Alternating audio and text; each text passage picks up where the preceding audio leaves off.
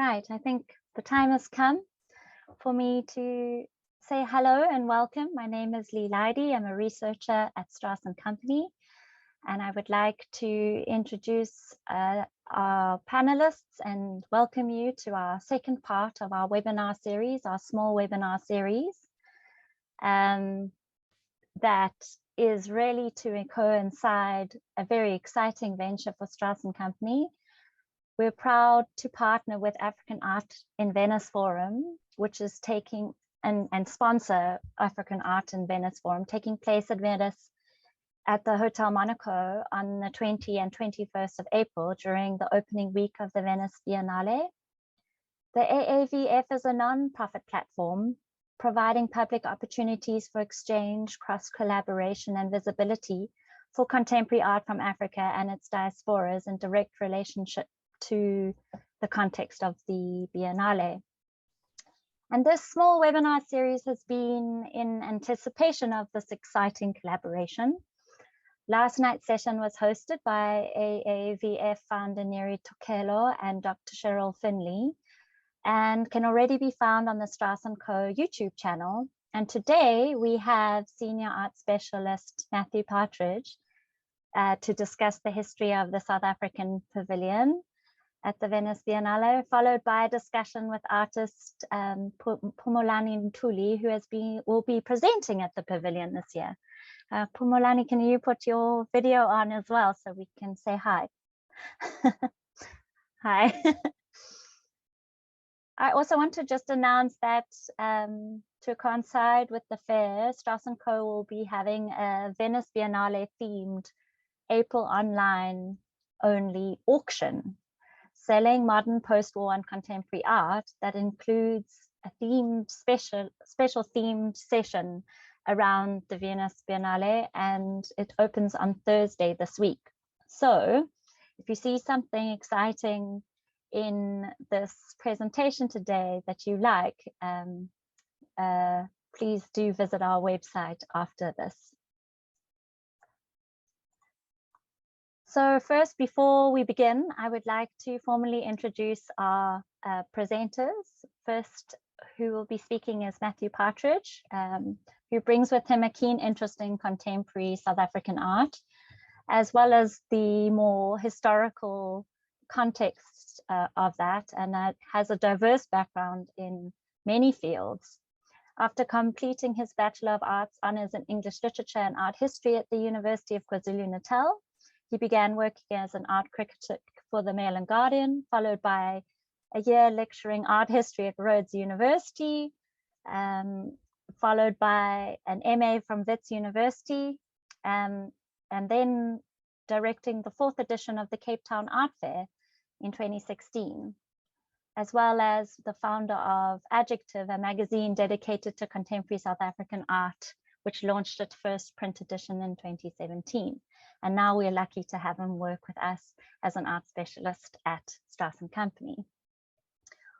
Phumulani Ntuli holds a master's in the Fine Arts Public Sphere from École Cantonale d'Art du Valais in Sierre, Switzerland, and was awarded Prix Excellence for his ongoing research project Permutations of an Event, centered around notions of archives and surveillance.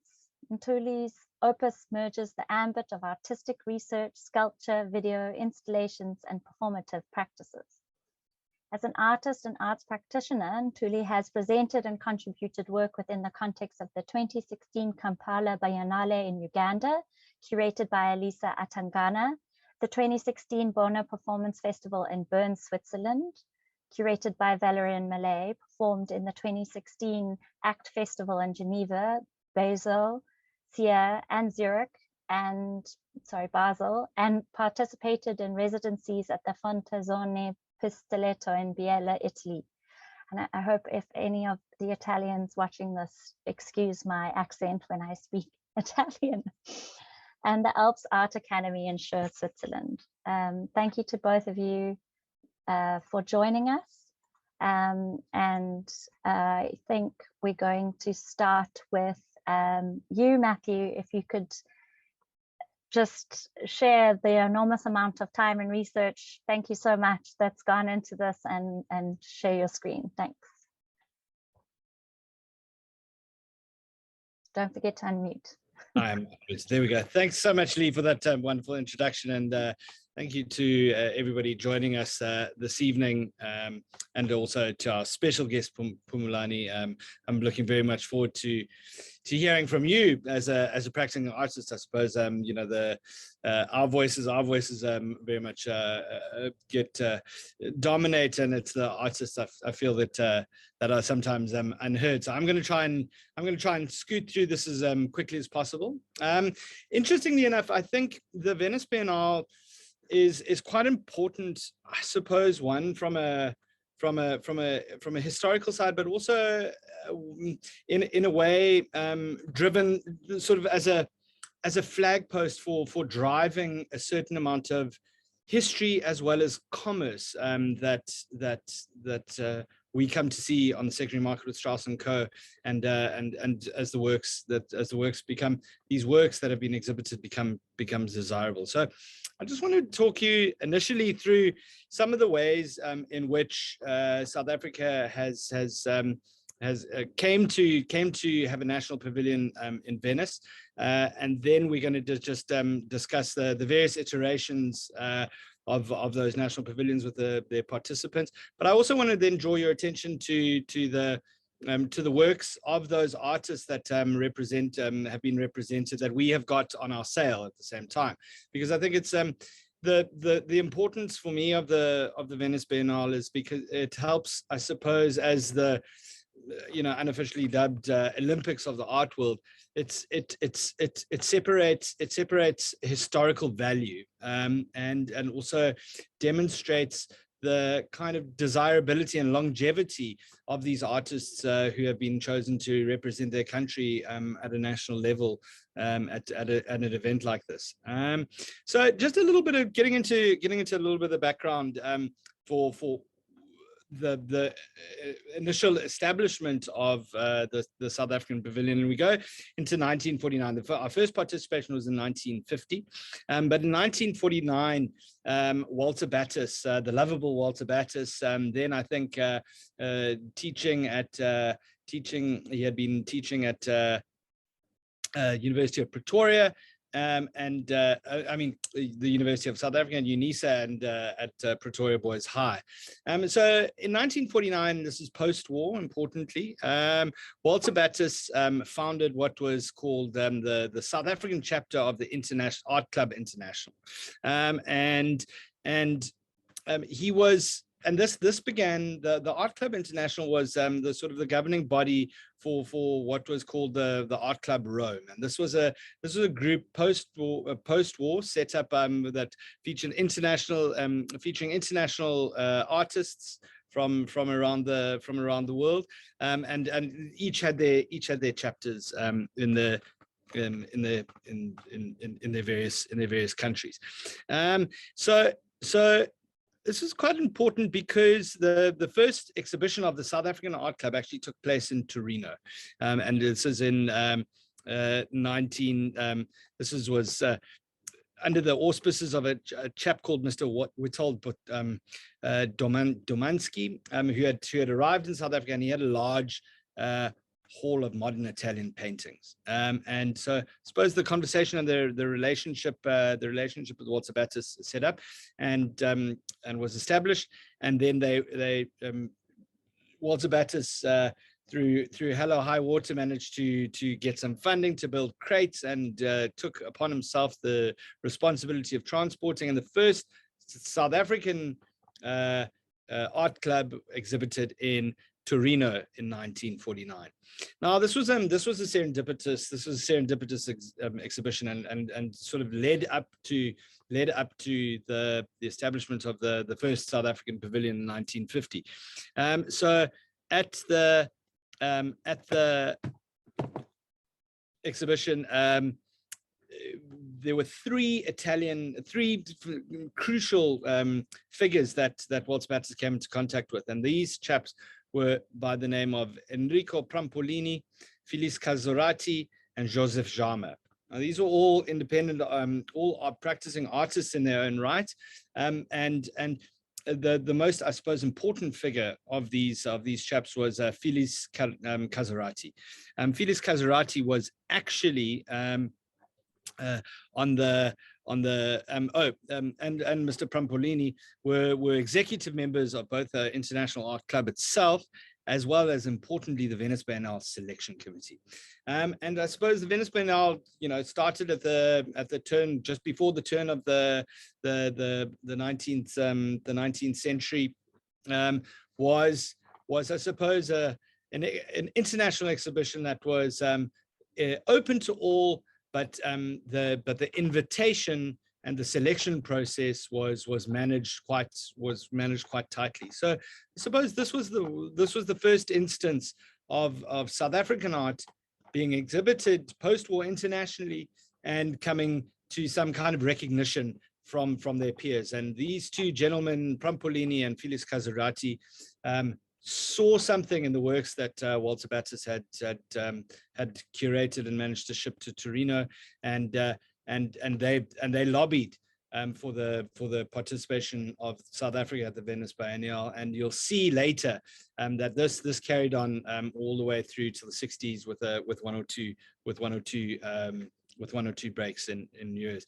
Interestingly enough, just before we move on to the first Biennale, I just first South African Pavilion at the Biennale, I just wanted to identify the kinds of works that Jama, Phumulani, and Kazarati were making, because I think it's interesting when we will come to compare what kind of works South African artists were making, and we can see the international influences, and we can see how South African artists were really neck to neck with their peers in the kind of influences and the work that they were making. So just from left to right, we've got Phumulani, Jama, and Kazarati. And I think it's, what's particularly interesting for me in this instance is that it's, I suppose, modes of, we see work of cubism in the middle. We see some kind of abstract expressionist forms, and then we see a kind of a traditional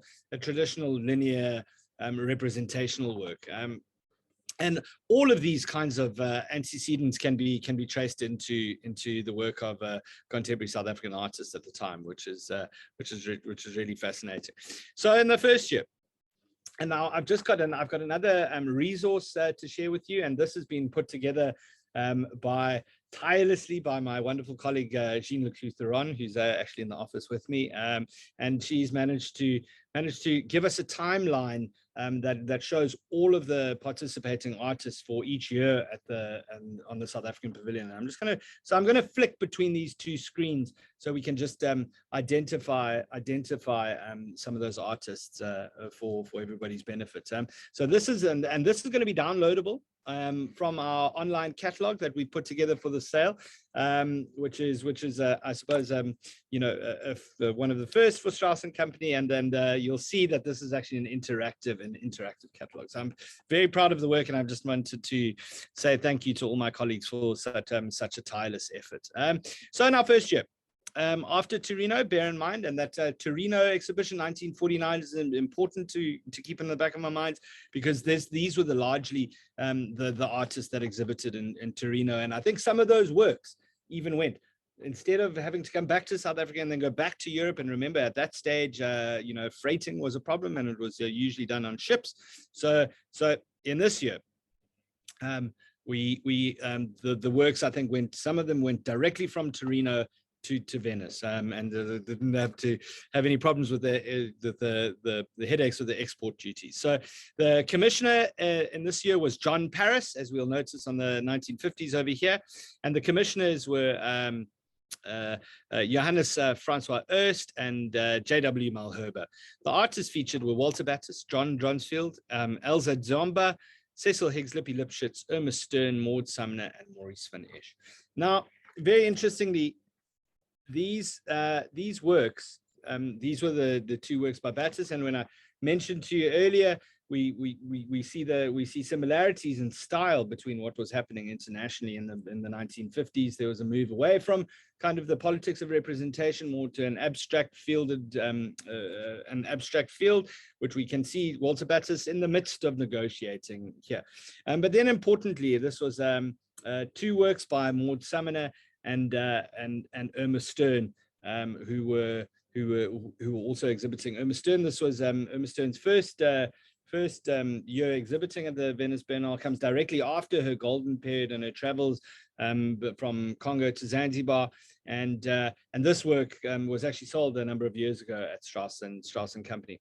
But then, as I mentioned, I wanted to, as I said, the Venice Biennale stands as a kind of a testing ground for artists, and a way for artists to be celebrated historically at the same time. So looking back into history, we can still recognize some of the value that has been left behind, and the way that these are like truly great works of art do stand that test of time. So and also, as I mentioned, I wanted to just locate some works that we've got coming up on the sale. And these are, and you'll notice, very, very similar work by Walter Battis, abstract with Ndebele motifs, and then a desert landscape also by Maud Sumner. So this is an interesting opportunity for buyers to and collectors alike to be exposed to works of biennial-like quality. Which we're very lucky to have coming up on the sale. 1952, and the works that I'm showing you, and I'm not showing you works by all of the artists, just because I haven't been able to find all of the works of artists from the period, but so I've just selected specific ones that are in the public imagination and the public repository.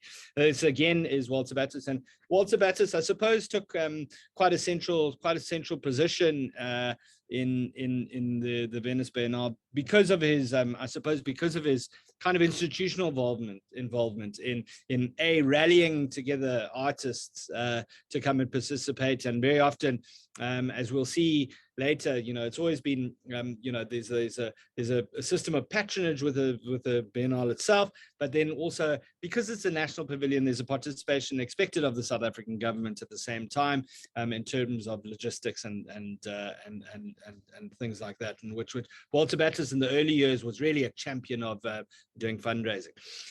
So in this year also we had Jean Welts and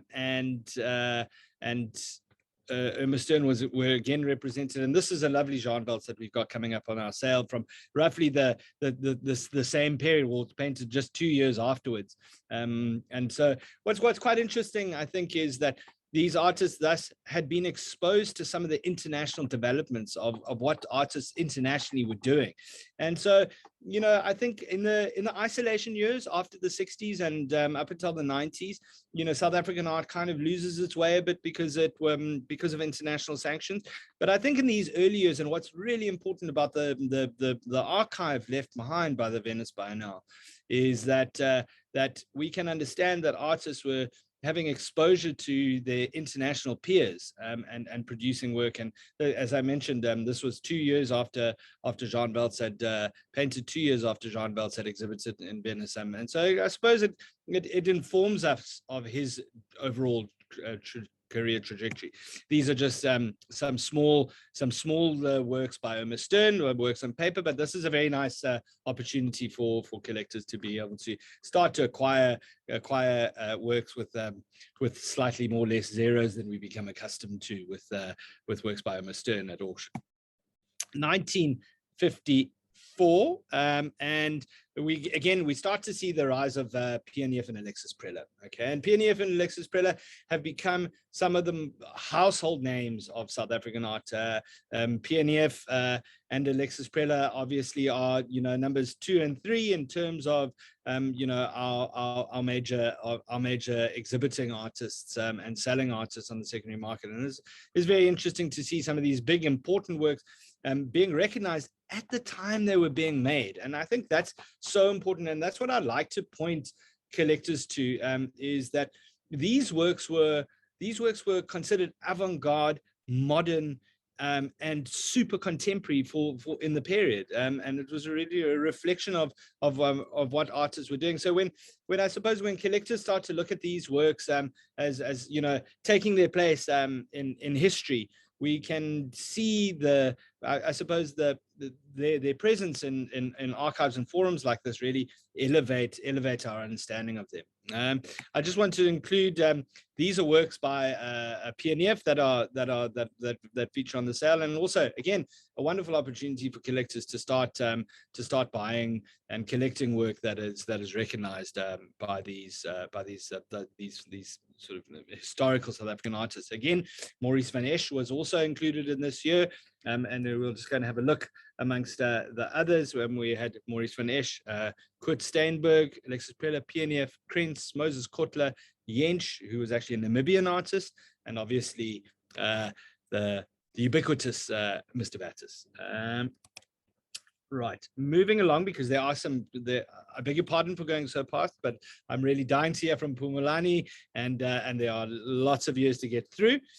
So we go on to 1956, and again, Alexis Preller exhibited the straight after, again, with these two very important works. One is in the collection of the one on your left, my left, your right, presumably, is in the collection of Ellerman House, and we see this large surrealist mindscape of the Mapocha, which is a fantastic image. And then we start to see an Eleanor Esmond White, and these are two examples of Betty Cilliers Barnard and Eleanor Esmond White that who were also exhibiting artists at the time. We move on to 1958. Now we can start to see the sort of abstract developments that are taking place internationally. Interestingly enough, this was a crucial year for Irma Stern, because Irma Stern was the featured artist on the South African Pavilion, and you can start to see these are later works in Irma Stern's oeuvre. The one on the right is Lilies with a Bully Stool, and this is a 1952 work of African figures, and we can start to see the sort of the tastes broadening from I suppose from conventional subjects to a more sort of eclectic taste. A very important a portrait of a Pondo woman on the right, and then some works from Irma Stern's trips and voyages to Spain and Portugal, and specifically Madeira, with the harvesters on our left.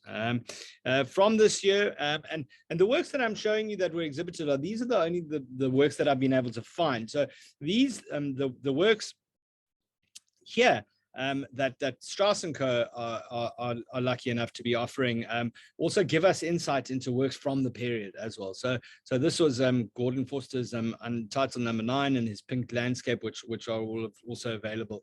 And very often, I suppose, we're lucky to be able to offer these works because it gives us an insight into what was happening in the period, what were the tastes going on. And as I said, this is very important. It's just breaking into the 60s, and we start to see sort of abstraction and that faceted abstraction, similar to what Irma Stern was experimenting with in the work here of Gordon Forster. So very exciting, very honored to be handling works like that.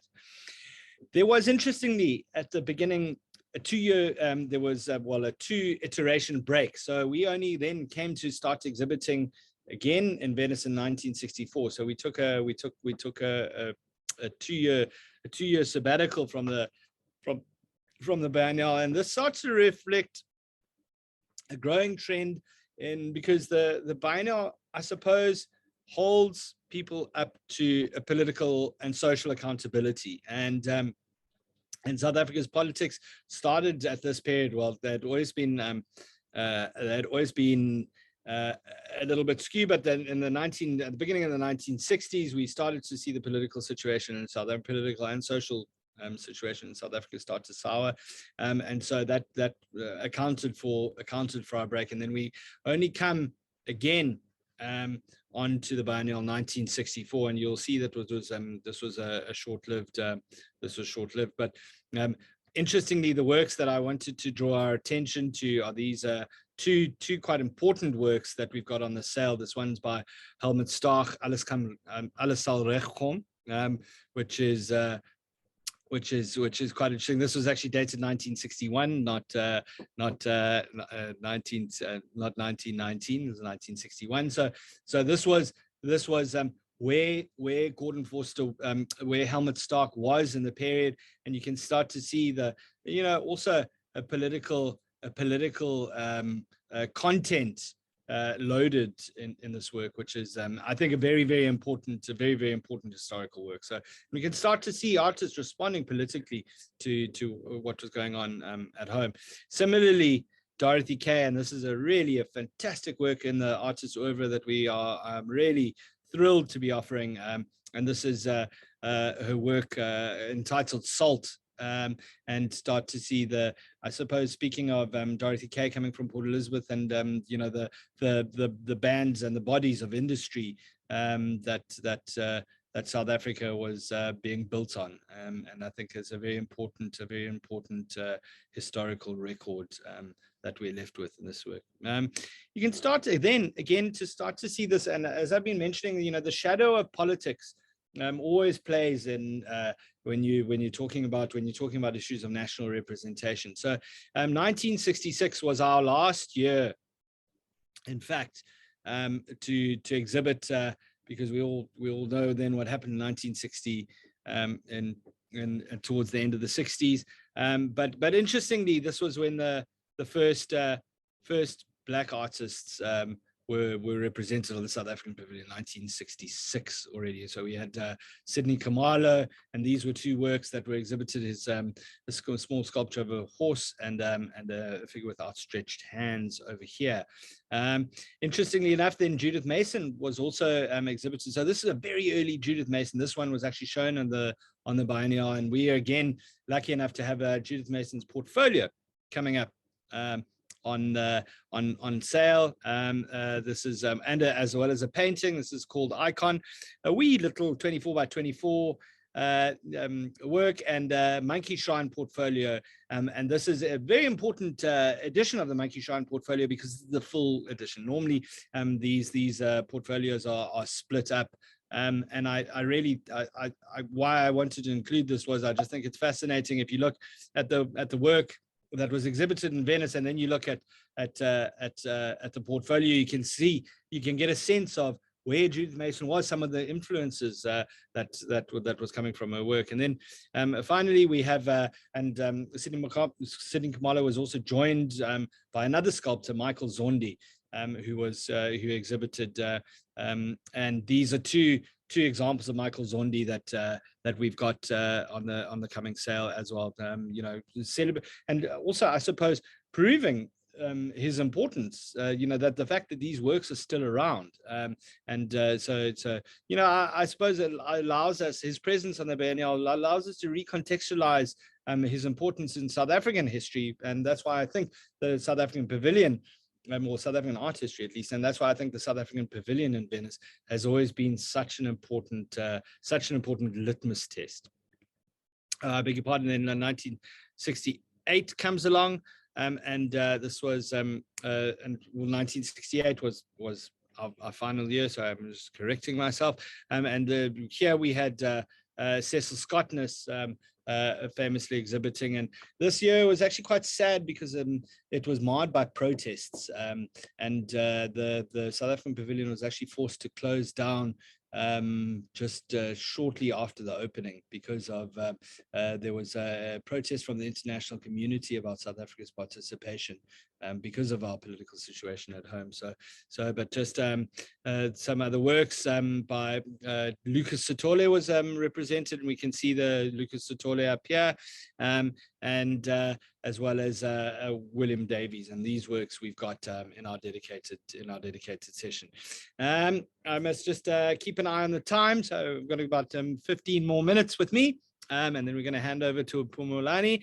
So then 1993 comes about, and two quite important things happened in 1993, and I think it also it's as a caveat can enable us to understand the way that the modern biennial, well, when I say modern, I'm talking about the contemporary biennial in our together in time in our life, in our lifetime, has negotiated change and introduced countries that were previously outside the mainstream or on the occident or on the periphery, how it started to experiment with ways of introducing those countries back into the fold after international isolation. Now, you'll start to that date, 1993, should be sending some alarm bells off for everybody, because you think, well, wasn't the international boycott and the cultural boycott still in place? And I suppose this was the beginning of South Africa re-entering the international arena, not only in sport, because we had seen the cricket and rugby tours starting to take place in this period, but also culturally. And this was South Africa's first popping our head out for the first time after 20, 30 years of internationally enforced isolation. And so this was two fantastic artists that were featured on the National South African Pavilion, which was Sandra Kriel and Jackson Tlongwane. This was Jackson Tlongwane's works. So if some of you might have been lucky enough to see this crucifix at the Norval Foundation recently, and then Sandra Kriel was, and two very, very contrasting bodies of work presented by these artists. But I wanted to, as I said, I suppose the way the Biennale was starting to change and negotiate its bringing countries into the fore was through its collateral events. And we've come across some new research, well, not new research, but it's something that just, I suppose, gives us a little bit of context. So at the same time in 1993, under the patronage of the Biennale itself, not with the participation of the South African government, this was the patronage of the Biennale itself, was a show called Affinities Contemporary South African Art.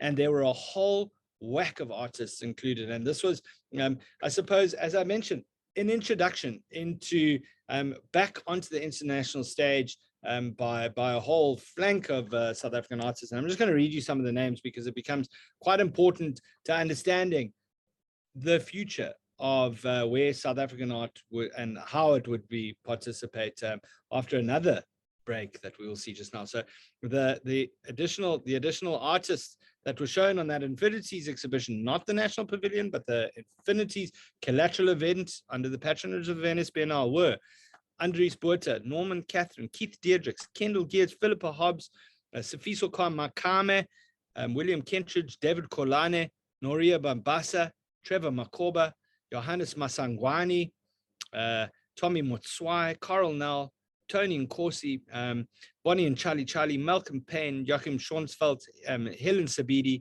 Maseko Sekogela, Penny Siopis, Pippa Scottness, Philly Strydom, Sue Williamson, and Tito Zungu.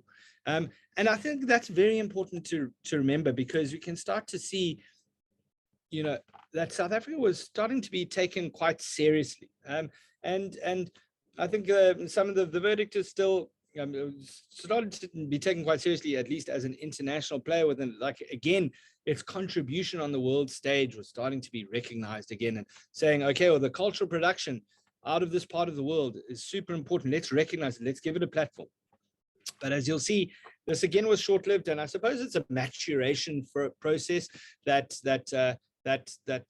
was underestimated by some and recognized by the organizing committee of the Biennale. So we'll see in 1995 then our South African participation at the pavilion, the National Pavilion, was greatly geared down, and we only had Malcolm Payne participating, or being the represented artist on the pavilion itself, breaking tradition about throwing everything in the kitchen sink at it before. So generally, some countries will go for just one representative artist, whereas South Africa, generally the characteristic has been to put as many artists as possible onto the exhibition. This one was a bit of a more of a mature decision, and what Malcolm Payne did was, I suppose, a conceptual intervention.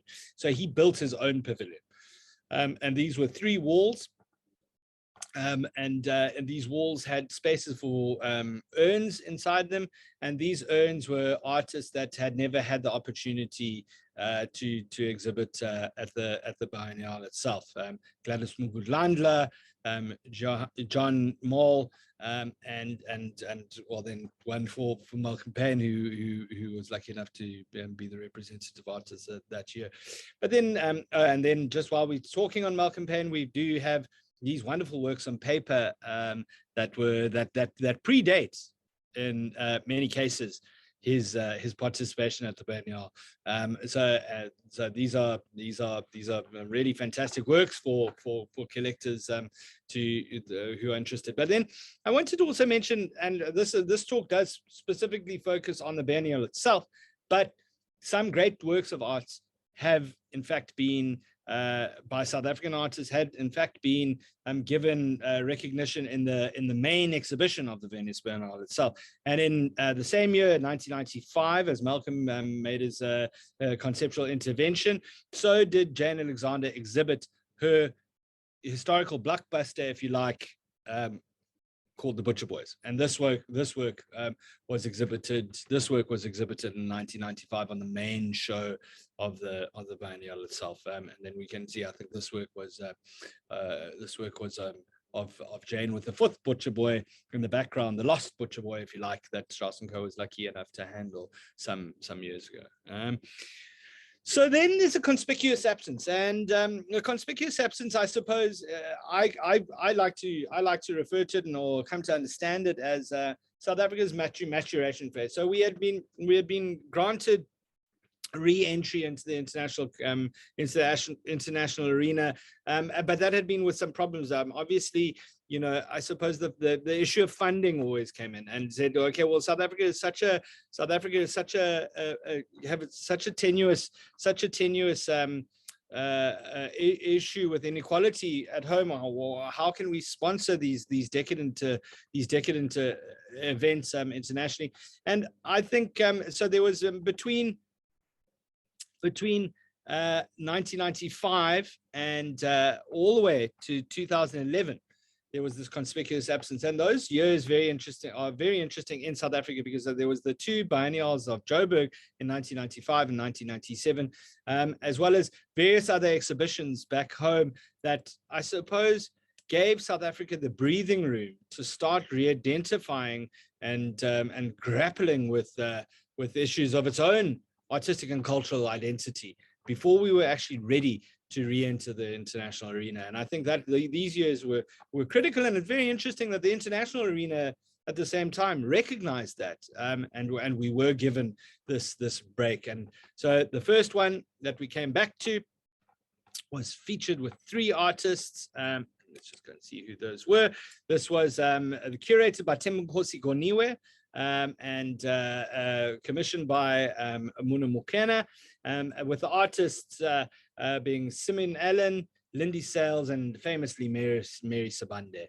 And this was, and we got a new venue for this work. We were given at least a building in the Arsenale, which was the Torre di Porta Nuova, which is one of the old guard towers at the entrance to the Arsenale. And this is this building over here. And there's a photograph I hope you can all see of our venue in 2011. A really incredible venue. And what's quite interesting about the more recent years, because of the advent of digital photography and the way that we've archived things, we've got more pictures to share with you. So there's the Simeon and curator Thembinkosi Goniwe with Commissioner Munukena at the work. And this is just to give you a sense of some of the scale of the installation in this year. And Mary Sabande with her famous character Sophie in the installation over here. Lindy Sales with these incredible mixed media installations, sculptural installations. And we've also got, again, lucky enough to be able to offer one of these works on our sale now. Just interesting, like Jane Alexander before Malcolm Payne, was also Nicholas Slobo was accepted, was curated onto the main show with this work, this Firebird. I think it's the Firebirds, and this one hung. You might recognize after this exhibition hung at the Zeitz Museum in Cape Town. Brenton Mart was then the curator for the 2013 version, and like historical versions before, this was the venue, like the historical predecessors before it, curator Brenton Mart, he chose a whole bunch of artists, and those bunch of artists were Zanele Moholi, Penny Siopis, Andrew Putter, Cameron Platter, Johannes Porkela, Philip Miller, Donna Kukama, David Kolane, Wim Botha, Joanne Bloch, Kamang Wadlu Hilde, James Webb, Sue Williamson, and Nelly Siwet Kaba. And I think it was quite an important year. I'm just going to go back to that slide. It was quite an important year because I think it was the beginning, certainly, of Zanele Moholi's participation at the Venice Biennale, and one of the first times that she actually showed or exhibited Faces and Phases, which has become iconic in her broader oeuvre.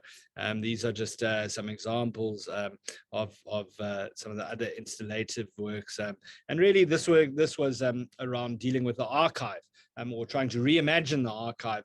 This particular work by Sue Williamson about the Passbook series is actually, for anybody that's interested, on show at Sean O'Toole's photo book, currently on at A4 in A4 Arts Foundation in Cape Town. If anybody's listening, please, if you've got the opportunity, go and see that exhibition. Really fantastic show.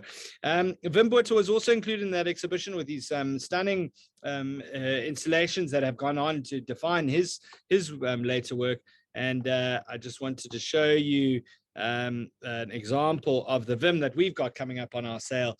And so this was the direction that Wim started to go in after his showing in Venice.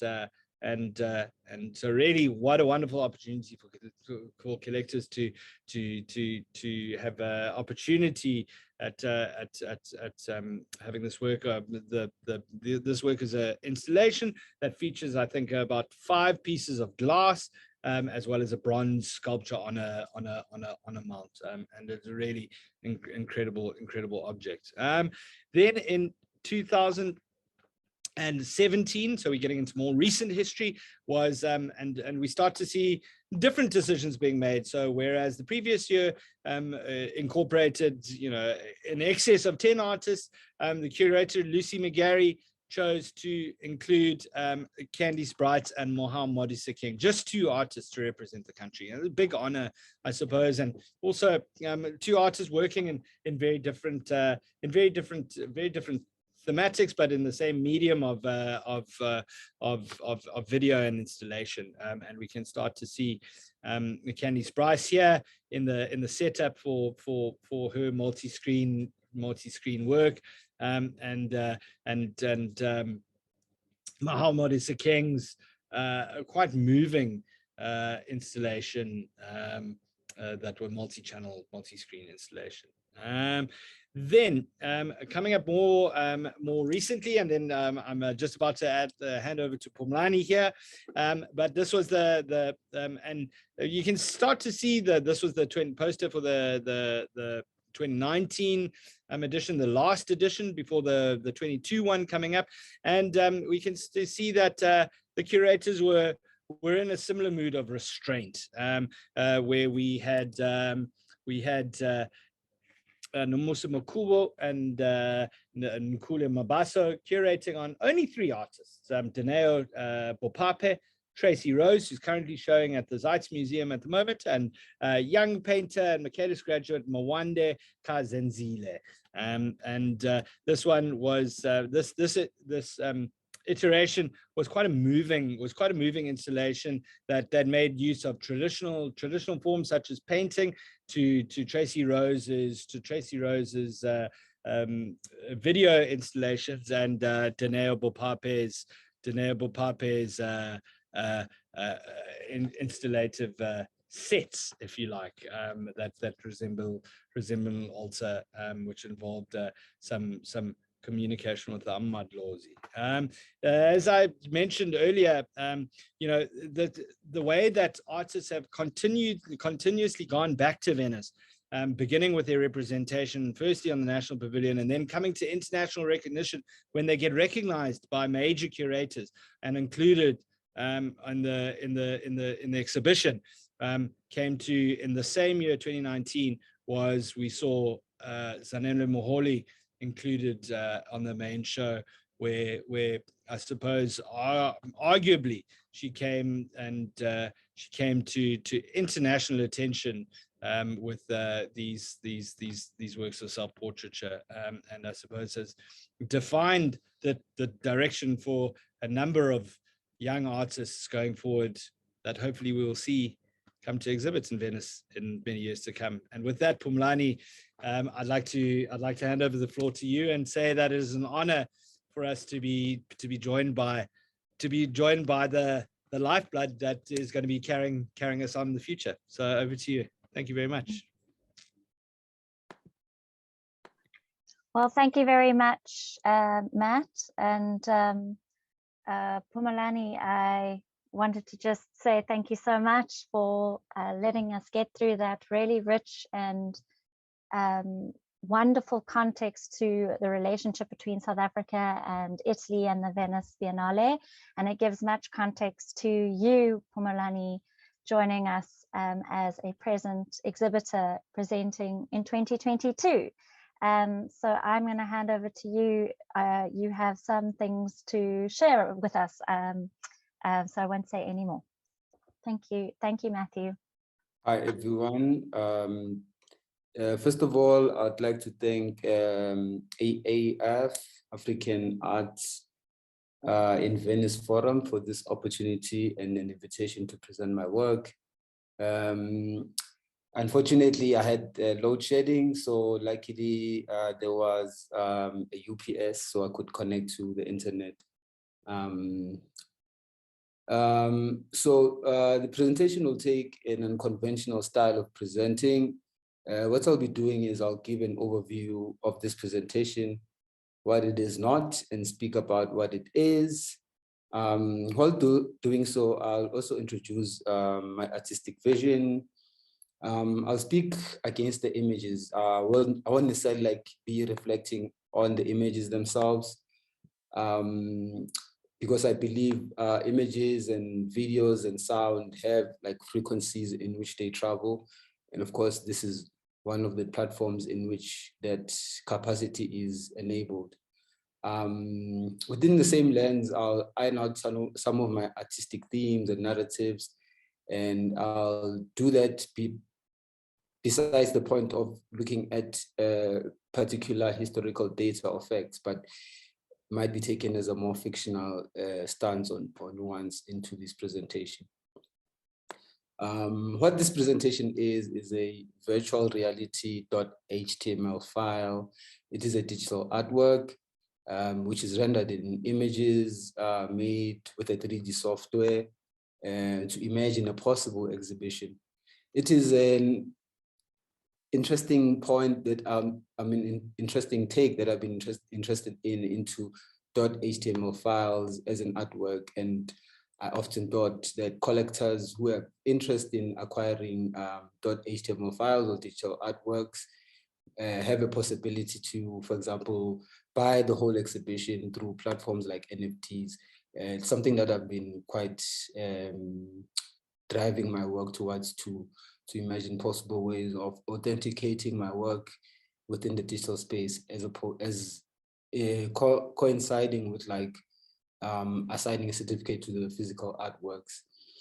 Secondly, this presentation is a performance. It is also a work. It is an unpaid work with a big question mark, because of course, as artists, we are consistently required to respond. It is a burden to be an artist, but I mean, of course, it is an interesting time that we kind of play around with. My main concern as an artist is to teach and learn. It is also a way to reflect and unlearn. It is my burden as an artist, and also I think it should be a burden also to the audiences to be taught and unlearn. However, there's a critical question here. One has to be teachable to actually unlearn. Thirdly, this presentation is a rehearsal, is a staging of some sort for a possible engagement within the scope of international exhibitions within the Venice Biennale 2022, which is called Into the Light. I won't necessarily be speaking directly into what the context of Into the Light theme kind of responds to, because in my work I often kind of not necessarily interested in responding to themes, because I feel like it somehow closes the scope of the work. What I'm more interested in is the nuances that kind of emerge with forcing images to speak to a particular direction within a curatorial statement. And of course, this is one particular element that a curator might also question these, or kind of position the works in. For this Venice Biennale, 59th Venice Biennale, I'll be showing 2 stop motion films and a series of collages. Unfortunately, now I won't be able to share any images, but those would probably be available through other platforms or kind of be seen through the exhibition itself. So for me, Into the Light kind of as an entry point, I also always think around it in relations to the medium. And this I reflect on a text by Marshall McLuhan, who speaks about the medium is the message. So the message is not often the result or the output of what one sees, but it is the medium itself. For example, Into the Light is more a reflection around objects or apparatuses that enables lights to emerge. With the use of projections and the use of VR and the use of TV screens, light is possible. So it is somehow enabled through an agency with other objects and apparatuses. And what is interesting also that came into the discussion was, at what point does maybe digitality itself kind of happens, what enables it to be a work incomplete. So for example, this HTML file, it's a file that is kind of exportable. It's also a file that's kind of been, can be tokenized. I reflect a bit on my own personal experiences, having grown in White City, Soweto, which is a place of my upbringing. I'm more interested in the ideas of community and, storytelling that kind of emerge as a young Black South African grow in Black township, Black neighborhoods. This HTML file is also a way to kind of position works, because I was particularly interested in questions that came as an attempt to envision an exhibition. So I then asked myself, how does one prepare works for an exhibition without actually being in the space? And this brought certain challenges to table. One, to envision an exhibition which is consistent with the intentions and goals of the artist, at the same time considering the themes that drives artistic works. And of course, for curatorial processes, it's kind of taken as a series of stances where certain ways of envisioning an exhibition happen. And for me, an HTML file has been a possible ways to conceive an exhibition. This exhibition is called A Navigation Guide to KwaNcengece, and I've retitled it to an RDP house, because I believe that, of course, the contentions of actually showing within the Venice Biennale somehow fitted with an RDP house. So it's a position that kind of answers to the constantation of space within being a Black South African artist within the scope of South Africa, as well participating in international platforms, one still kind of struggles and challenges the questions of space.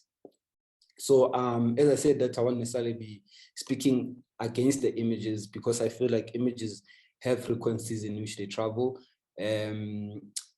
So this kind of way of presenting works enables one to kind of imagine possible ways of seeing an exhibition and what can it look like.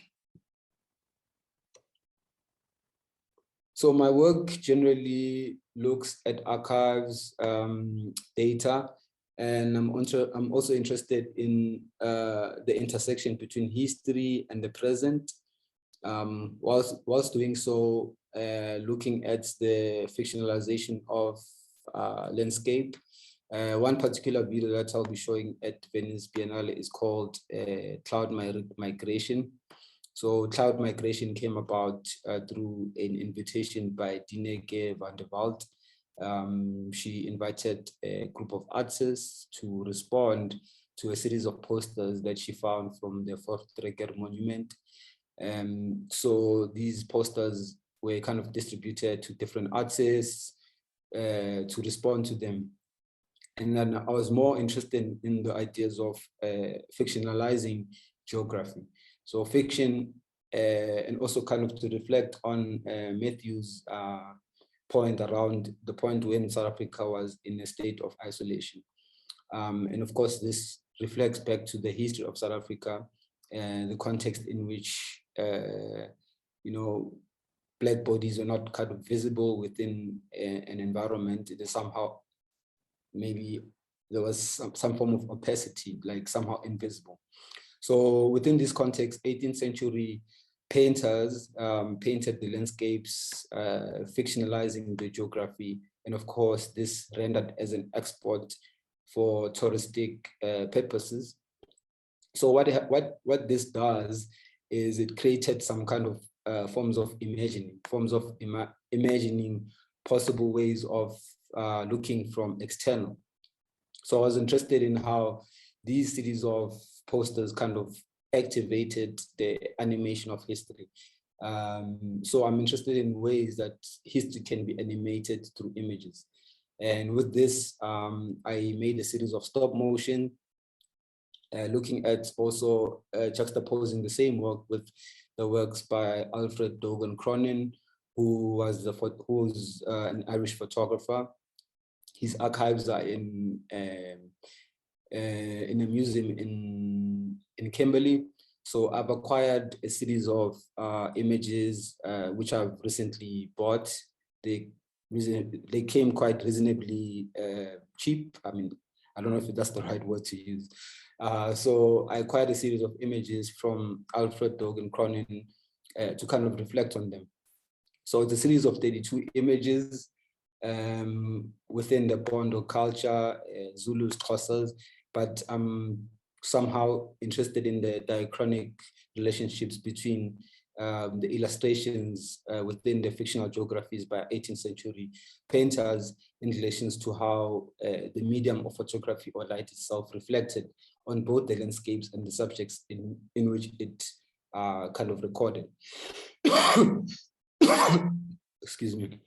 So of course, then the archive is quite consistent in this case, and archiving as an instrument of inserting one within future prospects becomes a very possible medium to exploit. So I often somehow think of digitality or HTML files or possible ways of NFTing some of my work as a form of archiving. So this exhibition is a virtual exhibition that exists. So, I mean, it kind of also can be experienced as a metaverse, if you like. It also reflects on a series of works that I've been working with for the past 2 years that I've shown, and some of them have been acquired by different collectors. The works somehow interplay within the scope of digitality, because my process is quite nested with consistently recording the images. Like, I'm interested in how the process of actually making doesn't end up being resolved by showing the work itself. So an image, yes, it's still an image when one records a JPEG image, but of course with the NFTs and tokenizing artworks, one can somehow transform what the work already is. So I'm gonna play 1 minute stop motion, which kind of somehow reflects in how the transformation of images as frequencies takes place. So in this case, a physical work can exist, but its counterpart also plays a different transformation in its reading. So this is one of the stop motion, and it's also a collage work that I've done previously.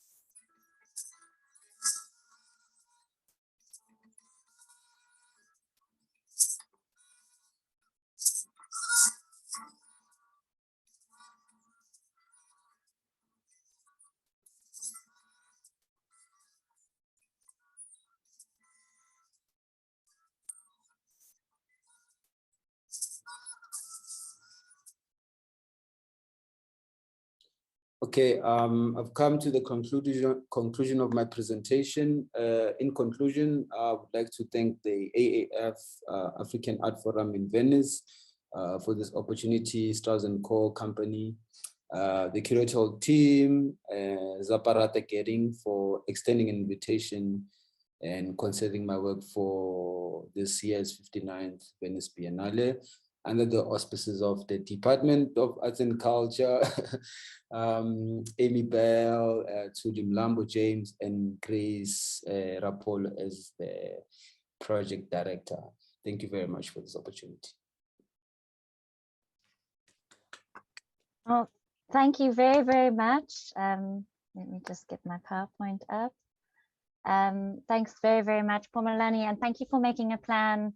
When you disappeared from my screen, I knew it might be load shedding, and I'm so glad we were able to hear from you regardless. We do also have a beautiful work coming up on our upcoming sale that will be running from Thursday along with the Venice Biennale. It was great to see that you're also part of our sale. I think we've just sort of got to the end of it. There's not really time for questions. I don't see many, but if there are any questions for Phumulani or Matthew before we end, please do ask away. But otherwise, please do keep an eye out on the 20th and 21st in our Joburg office. We will be doing a virtual screening of the AAVF for those that want to join us and see it in the virtual, but I hope you do join us if you are going to be in Venice, Italy at the time. And the very best, Phumulani, in your exhibition on the Biennale, and we'll see you there. I do have one question in the chat. Oh, not a question, just a huge congrats and bravo on Venice. That's what we have. So congratulations and thank you so much, Phumulani, and thank you, Matthew. It was really great. And have a good night, everybody. Thank you. Have a good night. Good Thank night, you, and everyone. good luck in Venice, Phumulani. All right. Thank you. Yeah. Thanks a lot. Thank you. Bye-bye. All right. Bye.